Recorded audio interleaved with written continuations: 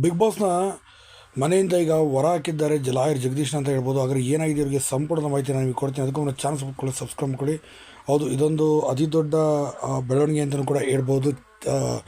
Lawyer Jagadish ಅವರು ಎರಡೇ ದಿನಕ್ಕೆ ಈಗ ಬಿಗ್ ಬಾಸಿಂದ ಈಗ ಹೊರ ಬರುವಂಥ ಸ್ಥಿತಿ ಎದುರಾಗಿದೆ. ಯಾಕೆ ಅಂತಂದರೆ ಮಾತಿಗೆ ಮಾತು ಬೆಳೆದಿದೆ, ದೊಡ್ಡ ಮಟ್ಟಿಗೆ ಮಾತುಗಳು ಬೆಳೆದಿದೆ, ಕೈ ಮಿಲಾಯಿಸೋ ಹಂತಕ್ಕೆ ಕೂಡ ಎರಡನೇ ದಿನಕ್ಕೆ ಬಂದಿರೋದು ನೋಡಿ ಶಾಕ್ ಆಗ್ತದೆ ಅಂತ ಕೂಡ ಹೇಳ್ಬೋದು.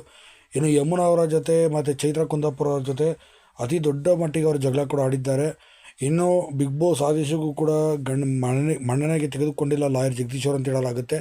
ಇದೇ ಕಾರಣಕ್ಕಾಗಿ ನಿಮ್ಮನ್ನು ನೇರವಾಗಿ ಮನೆಯಿಂದ ಹೊರಹಾಕಲಾಗುವುದು ಅಂತಲೂ ಕೂಡ ಈಗ ನಾಮಿನೇಟ್ ಕೂಡ ಬಿಗ್ ಬಾಸ್ ಅವರೇ ಮಾಡಿದ್ದಾರೆ ಲಾಯರ್ ಜಗದೀಶ್ ಅವ್ರನ್ನ.